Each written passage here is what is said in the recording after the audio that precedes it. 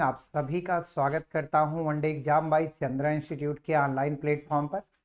हम लोगों ने रेलवे ग्रुप सी और ग्रुप डी के लिए अभी तक जिन प्रश्नों को देखा वो अभाज्य संख्या पर थे। उसके पहले हमने आपको डिविजिबिलिटी रूल पर आधारित प्रश्नों से परिचय करवाया। आज कुछ मिश्रित प्रश्न हैं जो रेलवे ग्रुप सी और ग्रुप डी में लगातार बने हुए हैं। तो चलिए दोस्तों, इन प्रश्नों पर चर्चा करते हैं। क्लास को थोड़ा सा आप सभी लोग अपनी तरफ से ज़्यादा शेयर अवश्य कर लीजिएगा। बहुत ही बेहतरीन और मज़ेदार प्रश्न होने वाले हैं सारे के सारे, और सारे प्रश्न आपके ग्रुप डी या ग्रुप सी में आए हुए हैं। रेलवे के किसी ना किसी एग्जाम में आपको आए हुए हैं। तो देखिए, स्क्रीन पर आपके पहला क्वेश्चन दिख रहा है, आप ध्यानपूर्वक प्रश्न को पढ़ें। पहला क्वेश्चन है, कहता है यदि प्रत्येक पैकेट में समान संख्या में पेंसिलें मौजूद हैं और 12 पैकेटों में कुल 96 पेंसिलें मौजूद हैं तो 304 पेंसिलों की आवश्यकता होने पर कितने पैकेट खरीदने होंगे। ये पूछा गया आरआरबी एनटीपीसी स्टेज 2 में 16/6/2022 को। दोस्तों, सिंपल सा प्रश्न है, बस इसके बारे में आपको थोड़ा सा सोचना पड़ेगा कि ये कह क्या रहा। ये कह रहा है 12 पैकेटों में कुल 96 पेंसिल हैं। कहने का मतलब है कि जो है आपको 96 पेंसिल कितने पैकेट में आती है, तो 96 पेंसिल 12 पैकेट में आती है। 96 पेंसिल चाहिए तो आपको 12 पैकेट लेना होगा, तो एक पेंसिल के लिए क्या लेना होगा, 12/96। लेकिन ये कहता है कि मुझे कितने पेंसिलों की आवश्यकता है, तो यहाँ पर जो टोटल पेंसिलों की आवश्यकता है उसकी संख्या है 304। तो 304 पेंसिलों के लिए कितना लगेगा, तो 12×8 = 1/8 और गुणे 300 क्या हो गया, 4। हम इससे भाग देंगे, 8×3 = 24, 8×8 = 64। तो टोटल जो हमको टोटल पैकेट खरीदने पड़ेंगे पेंसिल के, वो कितने पैकेट खरीदने पड़ेंगे, 38। एकदम आसान तरीके से समझिए कि यदि 12 पैकेटों में कुल 96 पेंसिल आता है तो एक पैकेट में कितना आएगा, तो 12×8 = 96, एक पैकेट में 8 पेंसिल आएगा और हमें पेंसिल रखने हैं 304। तो अगर एक पैकेट में टोटल 8 पेंसिल आता है तो 304 पेंसिल कितने पैकेट में आएगा, इसके लिए हम 304 को 8 से डिवाइड कर लेंगे। आइए चलते हैं, आगे बढ़ते हैं और एक एक प्रश्न को आप देखते हुए आगे की ओर चले। दूसरा प्रश्न कहता है, रामकृष्णा किसी का नाम है, एक संख्या p को 1/4 से और एक अन्य संख्या q का 3/5 घटाता है और उसे अंतर के रूप में 5/8 प्राप्त होता है। एकदम आराम से प्रश्न पढ़िएगा। यदि वह p के 9 गुने से q का 8 गुना घटाता तो रामकृष्ण को कितना उत्तर प्राप्त होता। देखिए, बहुत आसान और अच्छा प्रश्न है दोस्तों। कहता है कि रामकृष्ण एक संख्या p के 1/4, तो p का 1/4 हम लोग लिख लेते हैं। p का 1/4 में से q का 3/5 घटाता है तो उसका अंतर प्राप्त होता है 5/8। कहने का मतलब p/4 - 3q/5 की वैल्यू है 5/8 की। अब इसी क्रम में प्रश्न को पढ़िए, यदि वह p के 9 गुने में से q का 8 गुना घटाता तो उसका उत्तर कितना प्राप्त होता। क्या आप इनका उत्तर देना चाहेंगे? चलिए देखें, आप भी तो पढ़े हैं, आपको इस प्रश्न का कितना नॉलेज है। इसका उत्तर मैं चाहूंगा कि आप लोगों में से कोई कमेंट तो करिए, कमेंट करके बताइए। तो देखिए, अब आप इसके बारे में ज्यादा मत सोचिए कि हम कैसे करेंगे, क्या करेंगे। आप बस इतना सोचिए कि हम इसको सॉल्व कर लें। जैसे p/4 है और इसको जब सॉल्व करेंगे तो 4 और 5 इनका हम लोग एलसीएम लेंगे। देखो यहाँ 2/3 घटाता है, यहाँ 2/3 होना चाहिए, नहीं तो प्रश्न गलत हो जाएगा। क्यू का 2/3 घटाता है तो देखो गुणा में 2 बटा क्या ले लो 3 बराबर 5/8। तो यहाँ देखिए अब कहता है 2/3 घटाता है तो 5/8 प्राप्त होता है। अब ठीक है, ठीक है। तो यहाँ पर क्या हो जाएगा, यहाँ पर हो जाएगा 2/3 बराबर 5/8 की। हम लोग क्या करेंगे, यहाँ 4 और 3 दोनों का क्या लेंगे, एलसीएम लेंगे, तो ये 12 हो गया। तो यहां से आपको क्या मिला, अगर आप यहां से इसको हल करें तो 4 तिहाई 12, 3 चौक 12। देखिए 4 तिहाई 12, 3 चौक 12। ये प्रश्न गलत टाइप हो गया है, ये प्रश्न जो है वो गलत टाइप है। यहाँ आपका 3/4 भी होना चाहिए। देखो ऐसे है, तो देखो P का 3/4 तो 3P/4 हो गया, माइनस में 2Q/3 हो गया, और घटाने पर क्या मिला 5/8। एलसीएम हो गया 4 तिहाई 12, तो 3 त्रिक का 9P माइनस 3 चौक 12 8Q बराबर हो गया किसके, 5/8 के। अब आप अपने प्रश्न को यहां पर ले आइए। कहता है यदि वह P के 9 गुने से, अगर P का 9 गुना माने 9P में से अगर वह Q का 8 गुना घटाए 8Q तो क्या होगा। तो दोस्तों ये कुछ करना नहीं चाह रहा है, बस ये सीधा सीधा इसको कहता है कि इतने की वैल्यू निकाल लो। तो आप क्या करेंगे, अगर आप इसको डायरेक्ट हल करेंगे तो ये 12×5 = 60 हो जाएगा और बटे में 8 हो जाएगा। अब आप काटेंगे तो ये किससे कट जाएगा भैया, तो ये 4 से कट जाएगा, 15 चौक का 60 और 4 दुनाई 8। तो यहां से ये आपकी वैल्यू कितना मिलेगी, 15/2। एक बार हम दोबारा समझा देते हैं।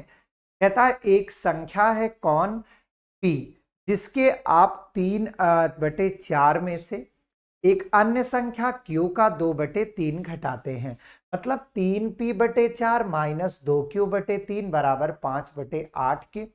इसको जब आपने सॉल्व किया तो 9P माइनस 8Q बराबर 5/8 के। आपसे कहा था कि P का 9 गुना, मतलब 9P और माइनस 8Q का मान चाहिए। तो ये देखिए इसका इसमें तिरछा गुणा हो जाएगा, बाकी कुछ नहीं है, ठीक है। आइए दोस्तों अगला प्रश्न है, 80 विद्यार्थियों वाली एक कक्षा में कक्षा का 1/10 भाग चॉकलेट डी पसंद करता है, कक्षा का 1/20 भाग ई पसंद करता है। चॉकलेट डी को पसंद करने वाले छात्रों की संख्या और चॉकलेट ई को पसंद करने वाले छात्रों की संख्या का अंतर कितना है। इसी प्रश्न का आप सभी दोस्तों को जवाब देना है। कहता है 80 विद्यार्थियों की कक्षा का 1/10 भाग डी को पसंद करता है। तो दोस्तों डी को पसंद करने वाले कितने हैं, तो आप बहुत ध्यान से देखिएगा। जितने टोटल विद्यार्थी हैं उसका 1/10वां भाग, तो 80 का 1/10वां भाग हो जाएगा। केवल 8 लोग हैं जिन्हें कौन सा चॉकलेट पसंद है, डेयरी मिल्क वाला, डी वाला, डेयरी मिल्क वाला। और कहता है और कक्षा का 1/20 भाग चॉकलेट ई को पसंद करता है। तो मेरे प्यारे बच्चों ई को पसंद करने वाले कितने लोग हो जाएंगे, आराम से देखते चलिएगा। तो 80 का 1/20 कितना हो जाएगा बच्चों, तो 20 चौक 80 हो जाएगा। अब देखो कहा है डी और ई का डिफरेंस क्या होगा, तो डी को 8 लोग और ई को 4 लोग पसंद करते हैं। तो 8 माइनस 4 बराबर कितना हो जाएगा, ऑप्शन नंबर डी हो जाएगा, आरआरबी एनटीपीसी। ये भी 17/6/2022 को शिफ्ट फर्स्ट में पूछा गया। एकदम सिंपल से देखिए, ग्रुप डी में जो प्रश्न होते हैं उनकी भाषा को अगर आप समझ लेंगे तो आपके प्रश्न कभी भी गलत नहीं होंगे। लेकिन भाषा आपको पकड़ना पड़ेगा कि आखिर वो क्या कहना चाहता है, वो क्या चाहता है आपसे। क्लियर। आइए अगला देखिए दोस्तों, अगला है सुनीता ने खेल की शुरुआत में मौजूद कंचों में से 3/5 कंचे जीते। रवि ने शेष कंचों में से 2/3 कंचे जीते, जबकि सनी ने शेष 60 कंचे जीते। तो सुनीता कितने कंचे जीती दोस्तों।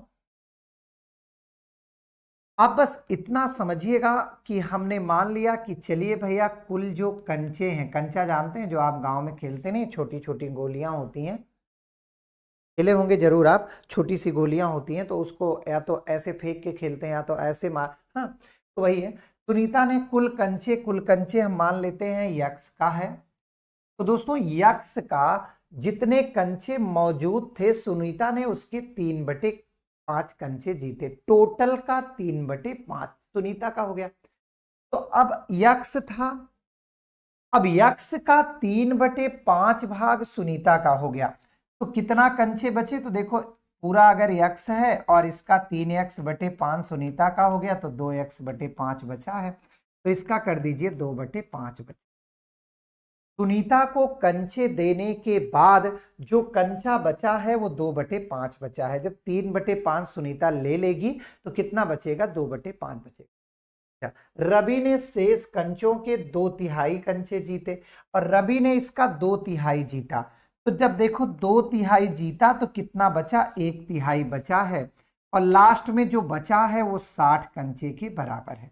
दोस्तों अगर मैं इसको लिखूं तो 2x बराबर हो जाएगा 60 गुणा 5 गुणा 3, तो x बराबर हम इससे काट देते हैं तो 30 हो गया।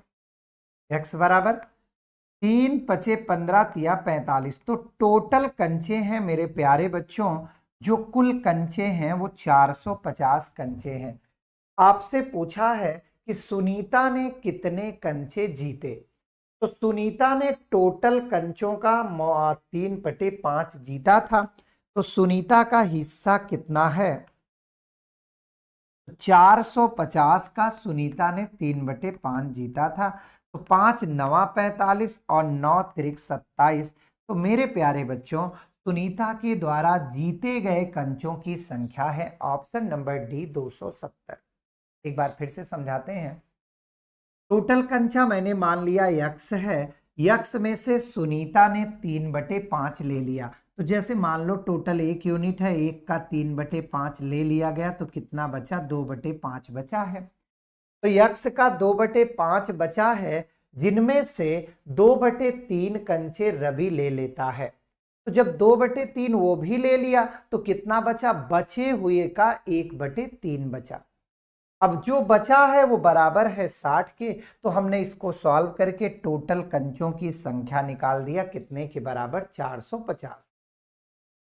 अब टोटल 450 है तो सुनीता जी कितना पा रही हैं? 3/5 कंचा, तो 450 का 3/5 सुनीता जी को मिला, अर्थात कितना मिला? 200। देख रहे हैं, बढ़िया प्रश्न है ना सब। यहां देखिए, दो संख्याओं का अंतर 18 है, तो हम मान लेते हैं एक संख्या x है और एक संख्या y है, 18 हो गया। कहता है उनके वर्गों का अंतर 360 है, तो वर्ग का मतलब हो गया x² और प्लस y² बराबर हो गया किसके? 360 के। तो उनमें से बड़ी संख्या क्या होगी? दोस्तों आसान सा है, अगर आप करना चाहें तो ऑप्शन से भी इसको बाकायदे कर सकते। 18 हो ही नहीं सकता, कहता है दो संख्याओं का अंतर 18 है, तो बड़ी संख्या कौन सी होगी? ये आइए हम इसको बेसिक से हल करके बताते हैं। दोस्तों इसके दोनों पक्षों का वर्ग कर लीजिए। अगर आप इसके दोनों पक्षों का वर्ग कर लेंगे तो आपको मिलेगा a² + b² - 2ab, और ये बराबर होगा 18 का वर्ग 324 के। तो इसका मान दिया है 360 हो गया और -2xy बराबर हो गया बच्चों 324 के। तो -2xy बराबर 324 में से 360 घटेगा तो -10 में से 4 गया तो आपका 6 आएगा, 5 में से 2 गया तो आपका 3 आएगा। तो यहां तक रहने दीजिए। अब देखिए, अब मुझे x + y का अगर निकालना है तो हम x + y का होल स्क्वायर का सूत्र लगा देंगे, तो ये बनेगा a² + b² + 2ab। तो x + y का होल स्क्वायर आपको दिया है 360 और प्लस ये देखो ये भी दिया है कितना? 36। तो दोस्तों यहां से मिल गया x प्लस वाई बराबर रूट में यहां हम जोड़ेंगे। तो देखो ये भैया 6 तो आना ही आना है। अब यहां देखो 6 3 9 भी आना है, और देखो 396। क्या 396 किसी का वर्ग होता है?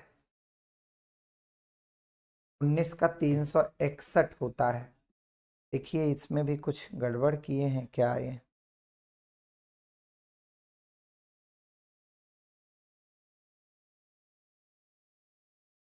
या एक तरीके से हम इसको और भी तो कर सकते थे, रुकिए। वर्ग नहीं बन रहा ना तो वर्ग मत बनाइए।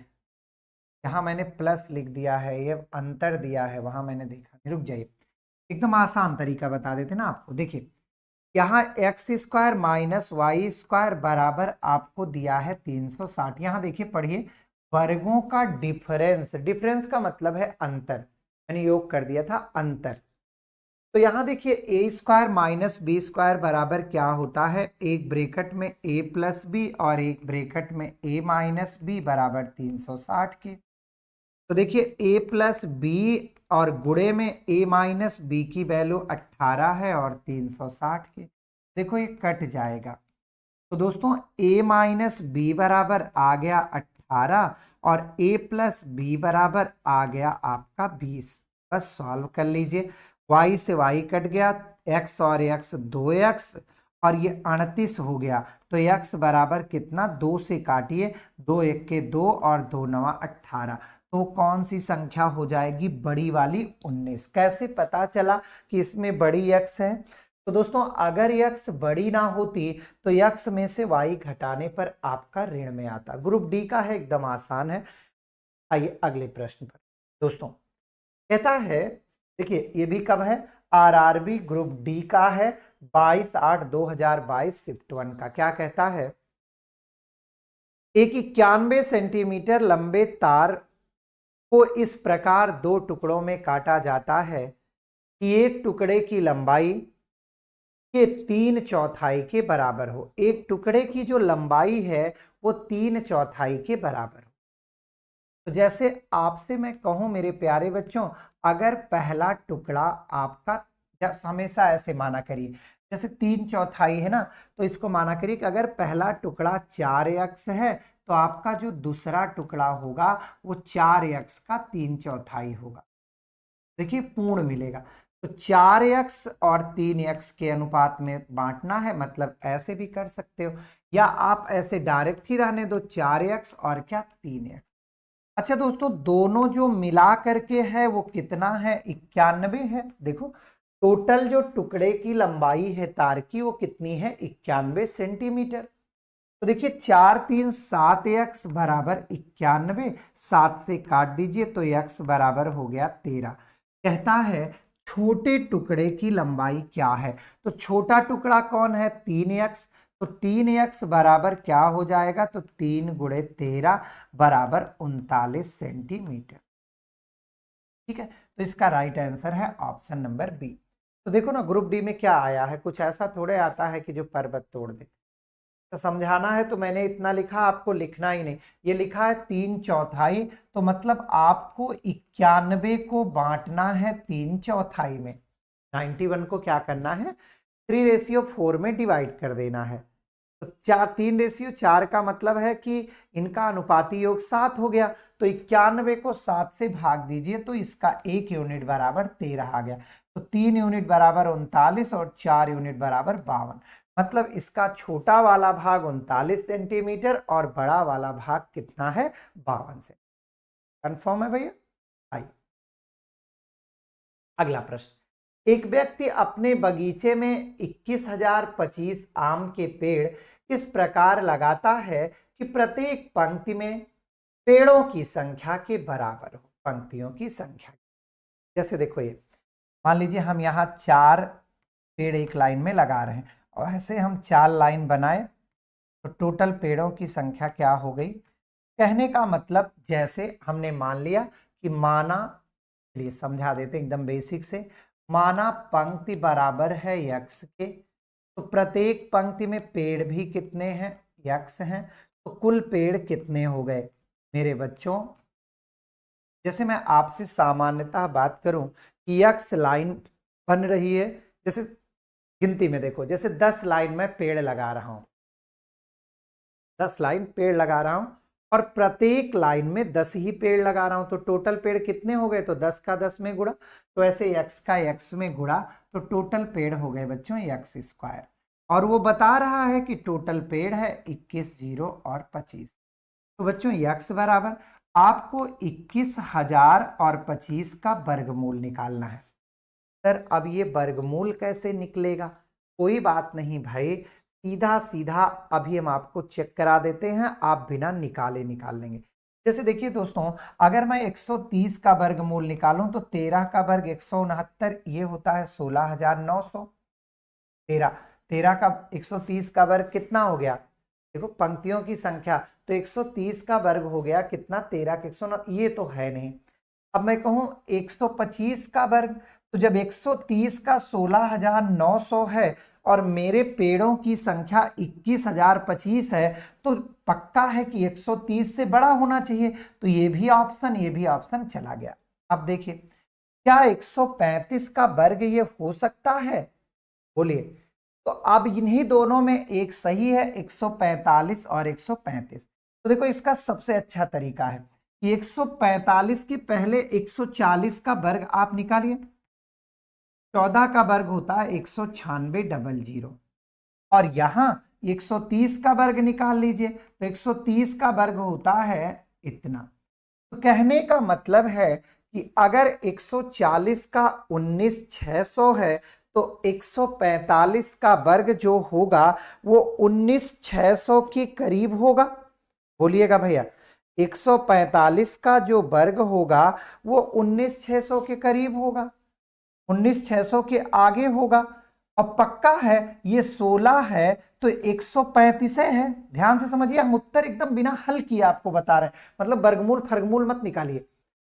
तो जब ये 140 का वर्ग 19,600 है, तो 135 का वर्ग 19,600 से कम होगा, तो ये भी गड़बड़ा गया, क्योंकि हमारा तो आना चाहिए 21। तो पक्का है ये 145 का वर्ग है। ना यकीन हो तो आप करके देख लीजिए। आइए हम फिर से एक बार समझाते हैं, समय की बचत। देखो 130 का वर्ग ये तो सीधा है, 13 का वर्ग 169, डबल जीरो हो नहीं सकता। तो जब 130 का वर्ग 16,900 है, तो 125 का वर्ग कैसे 21 हो जाएगा? नहीं होगा, तो ये भी गलत हो गया। यहां 13 का वर्ग हो गया 169, 16,900, और यहां 140 का वर्ग आप कर लीजिए तो 19,600। तो दोस्तों 140 से 135 कम है, तो पक्का है इसका वर्ग 19,600 से कम होगा, लेकिन मेरा तो 21,025 चाहिए, तो ये भी गलत हो गया। तो कौन सा बचा जिसका होगा? तो देखिए, अगर आप चीजों को समझ कर लगाएंगे ना, तो आपको समय की भी बचत होगी और साथ ही साथ कैलकुलेशन भी आसान होगी। आइए अगला देखा जाए। कहता 91, इस तो वही वाला है, 3/4 में इसको बांटना है। आपने देखा 3/4, देखो 3:4 में बांटना है 91 को, तो 91 बटे अनुपाती योग, तो 3 4 7 हो गया, तो 13 आ गया। तो पहला टुकड़ा क्या हो गया? 13 का 3 में गुणा 39 सेंटीमीटर, और दूसरा टुकड़ा क्या हो गया? 13 का 4 में गुणा 52 सेंटीमीटर। आपसे पूछा है छोटे टुकड़े की माप, तो छोटे टुकड़े की माप हो गई मेरे बच्चों 39 सेंटीमीटर। समझ में आ रहा? अब यहां देखिए, अब इसको बढ़िया से प्रश्न को आप पढ़िए। कहता है एक 3 अंकों वाली संख्या इस प्रकार है कि इसके इकाई के अंक दहाई के और सैकड़े के अंक का अनुपात 1 2 3 है। बहुत अच्छा है दोस्तों। इसका क्या कहा देखिएगा, इकाई हम लिख देते हैं, नहीं तो आप कंफ्यूज होंगे। इसके इकाई, इकाई रेशियो दहाई, रेशियो सैकड़ा, इनमें जो अनुपात है वो 1 2 3 का बनना चाहिए। आइए भैया, इकाई 1 दहाई 2 और सैकड़ा कितना बनना चाहिए? 3 बनना चाहिए। प्रश्न ध्यान से पढ़िएगा। इसके इकाई के अंक, दहाई के अंक और सैकड़े के अंक का अनुपात 1 2 3 है। मतलब जब इकाई 1 होगा तब दहाई 2 होगा, तब सैकड़ा 3 होगा। मुझे लगता है कि इसका अनुपात उल्टे लिखा गया है। ठीक है, हम चेक कर लेते, क्योंकि प्रश्न मैं जो देता हूं अपने पास रखता जरूर हूं कि कहीं गड़बड़ हो तो हम पकड़ सकें। ठीक है, तो इससे होता क्या है दोस्तों ना कि आपको दिक्कत नहीं रह जाती है कि हाँ गलत है कि सही है। एक सेकंड हमको दीजिएगा। 1 2 3 है। क्रम उलटने पर प्राप्त संख्या का योगफल, प्राप्त संख्या का योगफल 1332 है, तो संख्या ज्ञात कीजिए। अगर हम ऑप्शन से ज्ञात करें तो 3 9 6, 3 6 9, 1 2 3। यहाँ देखिए इन्होंने जो लिखा है ना भैया, इकाई दहाई सैकड़ा जो लिखा है, ये आपका सैकड़ा दहाई और इकाई होना चाहिए। इकाई दहाई सैकड़ा 1 2 3 है जो दिया है, वो आपका क्या होना चाहिए? इकाई, इकाई दहाई सैकड़ा, ये जो अनुपात है ना, ये आपका ऐसे होना चाहिए। ये होना चाहिए सैकड़ा। देखिए भैया जो थोड़ा सा गड़बड़ है सही कर लीजिए, आपके पेपर जो दिया है उसमें भी ऐसे दिया है, सैकड़ा दहाई और इकाई का अंक ये होना चाहिए 1 2 3। तो अगर इस तरह का बनेगा तो इसमें चेक करेंगे कि किसका 1 2 3 बन रहा है। तो देखिए दोस्तों, इसका 1 2 3 बन रहा है, इकाई 1 है, ये 2 है, ये 3 है, ये 1 2 3, सभी का 1 2 3, इसको छोड़कर सभी का 1 2 3 बन रहा है। अब दूसरे में देखिए, इसके अंकों का क्रम उलटने पर प्राप्त संख्या का योग। तो देखो जैसे हम लास्ट वाला लें 369 और अंक उल्टेंगे तो 9 6 3। अब देखिए 9 3 12 हो गया, 6 6 12 1 13 हो गया, 9 3 12 1 13 हो गया। तो कहने का मतलब हमारा ऑप्शन नंबर कौन सा सही है? डी। लेकिन बच्चों यहां पर ये रहेगा, ये इकाई दहाई और सैकड़े का अनुपात नहीं, सैकड़ा दहाई इकाई का अनुपात रहेगा। देखिए तभी तो बनेगा 1 2 3। अब इसके अनुसार कहता है इकाई 1 होना चाहिए, तो यहां देखो एक है थोड़े, ये 3 है, तो थोड़ा सा पेपर में भी जो दिया वो गड़बड़ दिया है। आइए अब एक ये सेम टू सेम वही प्रश्न है जिसका उत्तर आपका 145। सोचिए 2 2 बार यही प्रश्न आ चुका है। आइए सेम प्रश्न अब देखिए, दो संख्याओं का योग 27 है, एक संख्या का 5 गुना दूसरी संख्या के 4 गुने के बराबर है। बढ़िया प्रश्न है, रेलवे ग्रुप डी का प्रश्न है। दोस्तों दो संख्याओं का जो योग दे रहा है वो 27 दे रहा है और एक संख्या का 5 गुना, तो हम कर लेते हैं, माना पहली संख्या है 5x, दूसरी संख्या के 4 गुने के बराबर है। मतलब अगर पहली संख्या x मान ले तो x का 5 गुना दूसरी संख्या के 4 गुना, मतलब y के 4 गुने के बराबर है।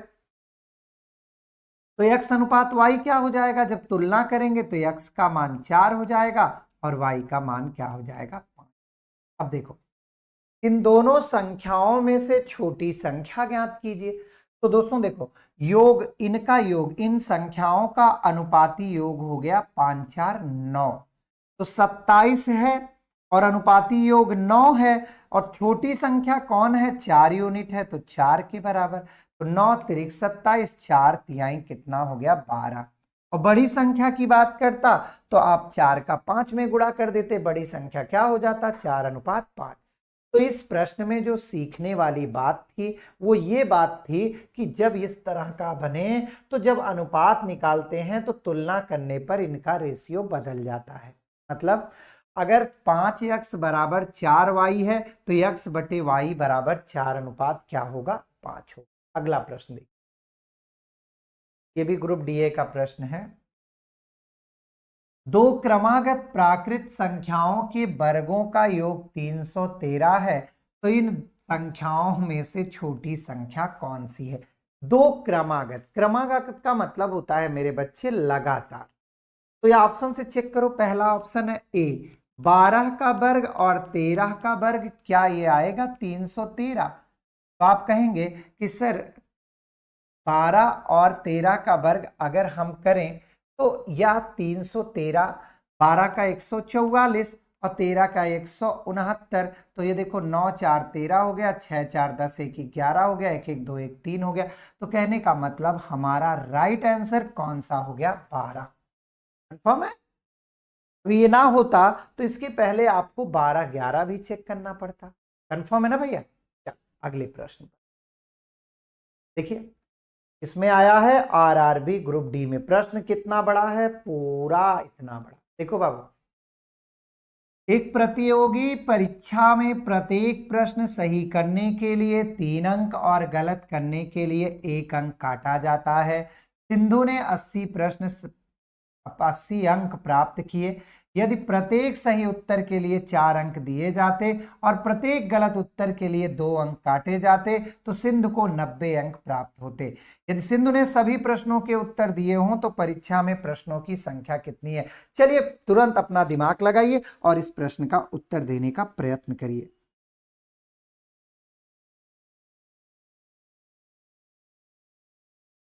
आइए हम बताते हैं। आप मान लीजिए, चलिए भाई, सिंधु ने जो माना सही किया है x और गलत किया है सिंधु ने y। तो दोस्तों देखो, अगर सिंधु x प्रश्न सही करती तो प्रत्येक प्रश्न के लिए 3 अंक दिए जाते, लेकिन अगर प्रत्येक प्रश्न गलत करती तो आपका 1 अंक कट जाता। तो सिंधु 3x किया और y कटा और सिंधु पाई कितना है? सिंधु ने 80 नंबर मिले हैं। देखो दिखा ना, 80 अंक प्राप्त किया। तो ये हो गया पहला इक्वेशन। अब देखिए, यदि प्रत्येक सही उत्तर के 4 अंक दिए जाते तो सिंधु 4 अंक पाती और प्रत्येक गलत के 2 काटे जाते तो सिंधु का 90 अंक होता। कहीं दिक्कत हो तो प्लीज कमेंट करिए। देखिए, मैंने मान लिया कि माना सही प्रश्नों की संख्या x है और गलत प्रश्नों की संख्या y है। यहां देखो, सही प्रश्न करने पर 3 नंबर मिला, गलत करने पर 1 नंबर कटा, तो मिला माइनस कटा बराबर 80 नंबर पाया। दोबारा अगर 4x होता 2y कटता, तो ये अब क्या करना है? ये समीकरण 1 हो गया, ये समीकरण 2 हो गया। समीकरण 1 में 2 का गुणा कर दीजिए, क्यों? जिससे वो बराबर हो जाए। तो चलिए करते हैं। 6x माइनस 2y बराबर 160 के और 4x माइनस 2y बराबर 90 के। अब दोस्तों घटा दीजिए। क्यों घटाएंगे भाई? जब ये प्लस माइनस होगा तभी कटेगा और घटाने पर चिन्ह बच्चों बदल जाते हैं। तो देखिए, माइनस प्लस माइनस ये कट गया, ये 2x आया और ये 90 10 100 70 आ गया। तो x बराबर 35। अब x का मान आप बच्चों किसी में भी रख दीजिए। तो हम रख देते हैं x का मान समीकरण 1 में। तो देखो, 3x है तो 3 गुणे 35 माइनस y बराबर 80 के, यहां लिख दूं भैया। तो 3 35 तिया 108, 3 पछे 15, 3 त्रिका 9 1 10, 105 माइनस y बराबर 80 के। तो माइनस y बराबर ये घट जाएगा तो -5 हो गया और ये हो गया 25। सही है भैया? तो आप यहां से देखिए कि यहां एकदम सिंपल सा हो गया कि उसने 35 प्रश्न बच्चों सही किया है और उसने 25 प्रश्न गलत किया है। तो टोटल कितने प्रश्न हो गए? 5 5 10, 3 2 5 1 6। तो टोटल प्रश्नों की संख्या जो उसे करने के लिए दी गई थी वो कितने के बराबर थी? 60 के। देखिए, देखने में इतना बड़ा प्रश्न है, लेकिन अगर बंदा सही से इसको मान करके प्रश्न को हल करे तो एकदम आसान है। लेकिन मेरे प्यारे बच्चों, अगर आपने इन प्रश्नों को कभी देखा नहीं है, कभी लगाया नहीं है, तो पक्का आपका उत्तर गलत ही आएगा। आइए यहां चलें। कहता है 2 मेज और 3 कुर्सी का मूल्य 540 रुपया है। कोई बात नहीं, आप मान लीजिए कि माना मेज, ऐसे लिख लीजिए, माना प्रत्येक मेज का मूल्य बराबर x और कुर्सी का मूल्य बराबर y। ठीक है, ऐसे। तो कहता है कि भैया मेरे पास 2 मेज हैं, तो कहने का मतलब 2x हो गया, और मेरे पास 3 कुर्सी हैं तो 3y बराबर 540 की। ठीक है, और जब वो 2 मेज और 1 कुर्सी खरीदता है तो तो 2 मेज खरीदेगा तो ये फिर से वही है 2x, लेकिन वो एक कुर्सी खरीदेगा तो केवल एक कुर्सी बराबर 470 रुपया की। अब आप यहां पढ़िए, आपसे कुर्सियों का मेज पूछा है, कुर्सियों का मूल्य पूछा है, तो ये घटा दीजिए। घटाने पर बच्चों ये दोनों कट गए, 3 में से y गया तो यहाँ 2y, और ये देखो 0, 14 में से 7 गया तो 7 आ गया। अब y बराबर 35 रुपया। 35 रुपए का मतलब है बच्चों एक कुर्सी का दाम है 35 रुपया। अब वो कह रहा है कि मैं 5 कुर्सी खरीदूंगा, तो अगर एक कुर्सी 35 की है तो 5 कितने की, तो वो हो जाएगी 5 हम 25, 5 तिहाई 15 2 17, 175 रुपए में इसको 5 कुर्सी मिल। कंफर्म हुआ? अरे भाई, कुर्सी का x मान लिया, मेज का मेज का x, कुर्सी का y, तो देखो 2 मेज खरीदा, 3 कुर्सी 540 रुपया। वहीं दूसरी बार 2 मेज और एक कुर्सी खरीदा, 470 रुपया। हमको जब इसने कहा कि कुर्सियों का दाम बताओ तो मैंने मेज को कैंसिल। ये भी देखो आरआरबी ग्रुप डी का प्रश्न है।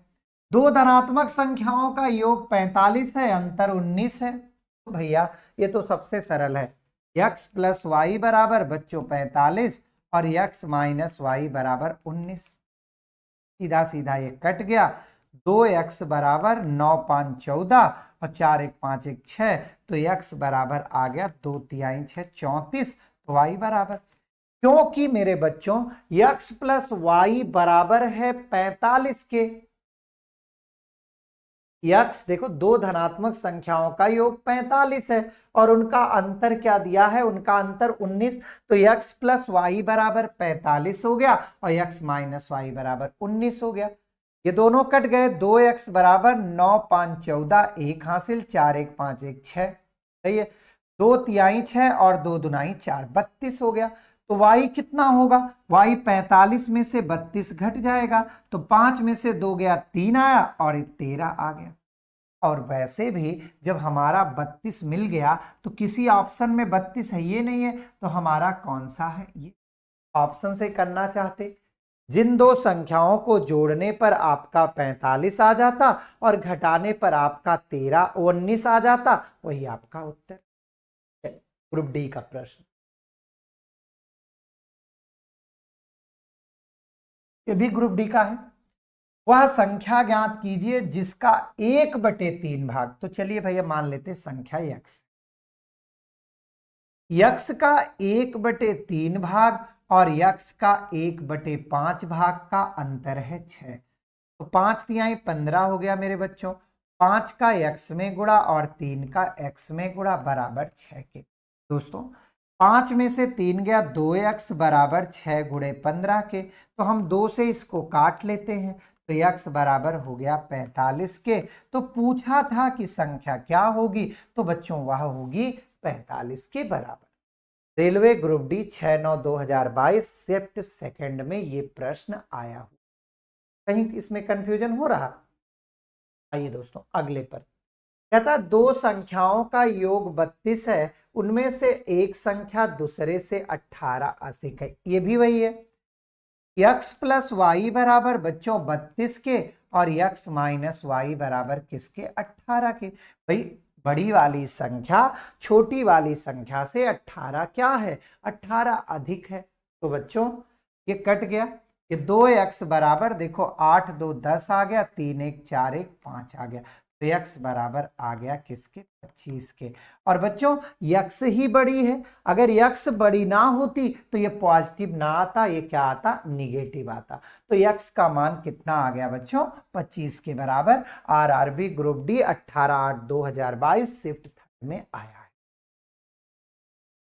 ये भी आरआरबी ग्रुप डी में 3 कुर्सी 2 मेज का मूल्य, तो कुर्सी को x मान लो, एक कुर्सी का दाम x रुपया, तो 3 कुर्सी का दाम 3x, और 2 मेज का दाम क्या हो गया, 2y मान लो बराबर 1850। जबकि कहता है 5 कुर्सी और क्या कहा 3 मेज का दाम है 2850। तो कुर्सी का दाम, मेज का दाम पूछा है।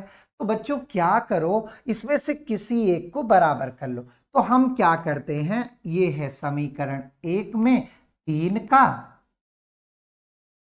और 2 में हम 2 का गुणा कर देते हैं। तो देखो करिए 3 का, 9x प्लस 3 दूनाई 6y बराबर 0, 3 पचे 15, 3 अठे 24, 1 25, 3 इक्के 3 2 5।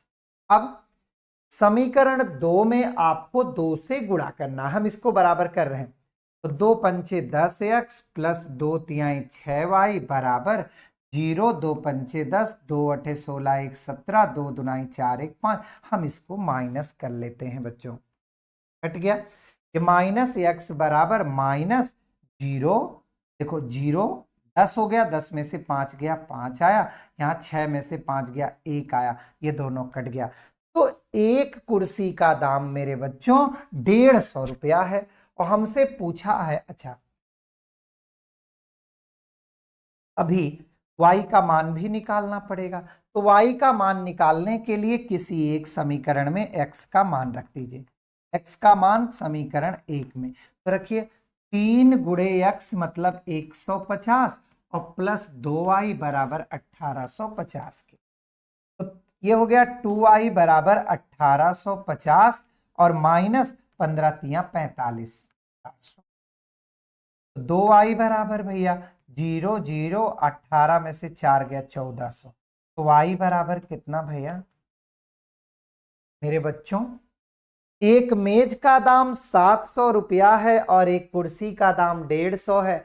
ये कहता है 2 कुर्सी मतलब 15, 150 300 रुपए मिलेगी और 2 मेज, एक 700 का है तो 2 1400 का मिलेगा। तो टोटल कितने का मिलेगा, तो 0 0 14 3 1700 रुपए का। तो इसका सही जवाब है ऑप्शन नंबर बी। कितने का मिल जाएगा, तो ये आपका मिल जाएगा 1700 रुपए। बड़ा इंपॉर्टेंट प्रश्न है, देखिए ग्रुप डी में बार बार ये प्रश्न आ रहे हैं। अब आइए अगले पर, कहता है किसी संख्या को इस प्रकार 2 भागों में बांटिए कि एक संख्या दूसरे से 14 ज्यादा हो और दोनों भागों का अनुपात 7:5 है।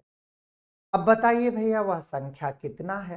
तो देखिए बच्चों ये 7 है, ये 5 है, तो मतलब 7 और 5 का जो अंतर है वो 14 के बराबर है। मेरे बच्चों 7 और 5 का अंतर मतलब 7:5, तो इनका डिफरेंस 2 यूनिट आ रहा और 2 यूनिट बराबर है 14 के, तो 1 यूनिट बराबर है किसके, 7 के। अब वह पूरी संख्या, तो पूरी संख्या का मतलब इन दोनों का योग, तो 7 5 12 यूनिट बराबर किसके, तो 7 का 12 में गुणा हो जाएगा तो 12 सते हो गया किसके। तो इसका राइट आंसर है ऑप्शन नंबर सी। आज का अंतिम प्रश्न और आपके लिए ये होमवर्क है, करिएगा जरूर दोस्तों और कमेंट में नीचे लिखिए।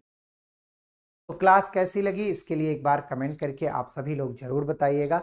मैं कोशिश कर रहा हूं कि आपको हर प्रकार के प्रश्न दे सकूं। तो आज की क्लास में बस इतना ही, बहुत बहुत धन्यवाद।